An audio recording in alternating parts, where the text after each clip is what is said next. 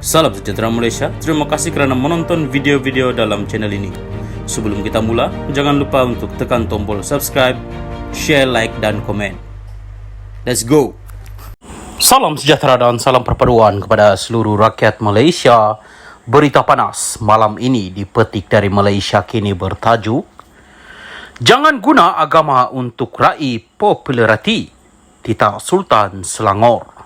Berita penuh, Sultan Selangor, Sultan Sharafuddin Idris Shah memberi peringatan kepada semua pemimpin politik tanpa mengira kaum supaya tidak menjadikan agama untuk menjadikan diri mereka popular. Titah Sultan Sharafuddin, larangan itu dibuat atas kapasiti baginda sebagai pihak berkuasa yang bertanggung jawab dalam hal ehwal Islam di Selangor bersama Majlis Agama Islam Selangor, MAIS. Hanya saya sebagai ketua agama Islam di Selangor dan MAIS, pihak berkuasa agama di negeri ini. Ahli politik boleh berkata apa sahaja yang mereka mahu, tetapi mereka tidak mempunyai kata putus atau kuasa titah baginda dalam temu bual eksklusif dengan The Star. Sultan Sharafuddin juga dilaporkan menggesa ahli politik untuk membaca dan membuat rujukan sebelum mengulas kenyataan MAIS baru-baru ini bahawa haram bagi orang Islam mengunjungi rumah ibadat bukan Islam seperti kuil, gereja dan gurdawar untuk mengenali agama lain. Sambil menyifatkan pandangan MAIS sebagai betul dan jelas, baginda bertitah adalah baik untuk mengelakkan kekeliruan dan salah faham kerana terdapat undang-undang yang menghalang penyebaran agama lain kepada umat Islam. Pada masa sama, Sultan Sharafuddin bertitah tiada apa yang menghalang umat Islam daripada mengunjungi tempat ibadat lain tanpa mengambil bahagian dalam sebarang upacara atau amalan agama berkenaan. Tidak salah untuk menghadiri majlis perkahwinan atau berada di gereja misalnya, tetapi umat Islam hanya perlu memerhati.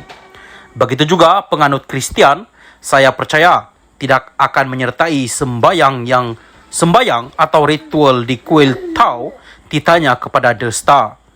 Kenyataan MAIS merujuk kepada iklan dan risalah yang diedarkan melalui media sosial dan elektronik baru-baru ini berkenaan program projek artikel 11 Jom Ziarah Anjuran Impact Malaysia di bawah Kementerian Belia dan Sukan KBS. Penganjur program tersebut menjemput belia di Malaysia yang berminat untuk mengetahui dengan lebih lanjut mengenai pelbagai agama berlainan termasuk acara di gereja. Pada masa sama, baginda turut mengimbau kisah silamnya sewaktu almarhum datuknya Sultan Alam Shah menghadiri pertebalan Ratu Elizabeth II pada 1953 di gereja Westminster Abbey di London. Baginda berpulang dari Mekah, kemudian berunding dengan mufti negeri jika berkenan untuk menghadiri pertebalan.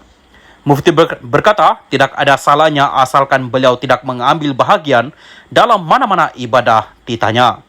Begitu juga Sultan Sharafuddin bertitah ayahanda baginda almarhum Sultan Salahuddin Abdul Aziz Shah diberitahu oleh mufti bahawa dibenarkan memakai pingat dan lencana pada pakaian seragam baginda termasuk yang menyerupai salib kerana itu bukan barangan keagamaan. Pada 13 Mac, pemimpin bersatu Badrul Hisham Shaharin mendakwa Impact Malaysia serta Menteri Belia dan Sukan Hana Yeoh menggunakan program Jom Ziarah sebagai sebahagian daripada unsur Kristian evangelis. Bagaimanapun, Impact Malaysia telah menafikan dakwaan itu dan Yeoh kemudiannya mengumumkan bahawa program itu telah diserahkan kepada Kementerian Perpaduan Negara. Salam sejahtera dan selamat malam kepada seluruh rakyat Malaysia dan pendengar berita panas malam ini bertajuk Saya didakwa kerana tidak sokong Muhyiddin Syed Siddiq. Berita penuh, bekas Ketua Pemuda Bersatu Syed Siddiq Syed Abdul Rahman mendakwa dirinya telah didakwa kerana enggan menyokong Presiden Parti dan Perdana Menteri ketika itu Muhyiddin Yassin. Pengasas bersama muda itu membuat dakwaan itu semasa memberi keterangan untuk menyokong pembelaannya terhadap 4 pertuduhan jenayah yang dikaitkan dengan RM 1.12 juta dana parti. Semasa prosiding di Mahkamah Tinggi Kuala Lumpur hari ini, ahli Parlimen Muar itu memberi keterangan bahawa dia tidak mempunyai apa-apa untuk disembunyikan kerana siasatan pihak berkuasa pada awalnya adalah berhubung dakwaan kehilangan dana dari peti besi di rumahnya di Petaling Jaya pada Mac 2020. Semasa diperiksa semula oleh Peguam Bela Utama Gobind Singh Dio, bekas Menteri Belia dan Sukan itu mendakwa bahawa pada akhir bulan pada tahun itu, SPRM mengumumkan bahawa dia akan disiasat sambil menambah bahawa dia tidak mempunyai apa-apa untuk disembunyikan. Gobind, dalam akaun bersumpah kamu, pendakwaan mencabar kamu dengan mengatakan bahawa kenyataan kamu dibuat selepas berfikir semula. Adakah kenyataan kamu itu dibuat di mahkamah mengenai pertuduhan yang kamu hadapi di mahkamah benar? Syed Siddiq, memang benar yang Arif. Sehingga hari ini, saya masih ingat saat ketika ia berlaku. Minta maaf. Apa yang dibincangkan, di mana dan apa yang berlaku selepas itu kerana apa yang berlaku adalah jelas salah. Dan saya tidak mahu musuh politik saya melalui perkara sama. Gobind, apabila kamu mengatakan apa yang berlaku jelas salah, apa yang kamu maksudkan? Syed Siddiq, permintaan untuk menyokong Muhyiddin walaupun saya tiada masalah pribadi dengannya. Namun, jika perkara itu menyokong kepimpinan Muhyiddin akan menghentikan pendakwaan terhadap saya, ia salah yang Arif. Pegawai penyiasat IO sendiri menyiasat dan menyerbu rumah saya. Dia bersama saya setiap hari ketika dibawa untuk proses siasatan dengan SPRM.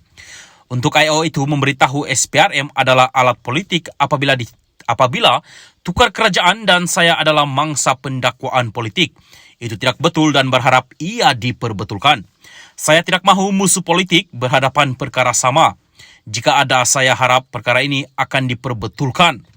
Gobind, apa yang dirujuk sebagai salah ialah tuntutan yang menyokong Muhyiddin Yassin.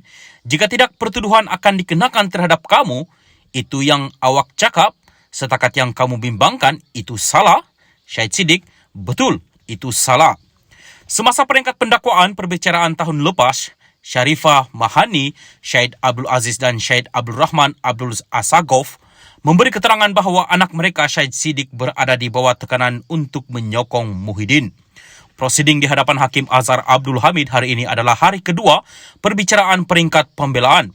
Berikutan mahkamah pada 28 Oktober tahun lepas memerintahkan tertuduh membela diri atas satu pertuduhan bersubahat dalam pecah amanah jenayah CBT, penyelewengan aset dan dua tuduhan pengubahan wang haram. Semalam merupakan hari pertama perbicaraan peringkat pembelaan, dengan Syed Siddiq memberi keterangan. Terdahulu hari ini semasa pemeriksaan balas oleh Timbalan Pendakwa Raya Utama Wan Syaharuddin, Wan Ladin dan anggota pendakwaan lain, tertuduh menafikan wang berkenaan kononnya adalah dana yang hilang dari rumah berkenaan dan dana adalah milik Bersatu. Syed Siddiq mengulangi, penafiannya pernah mengeluarkan arahan kepada bekas anggota saya Pemuda Bersatu untuk mengeluarkan RM1 juta ringgit dana parti.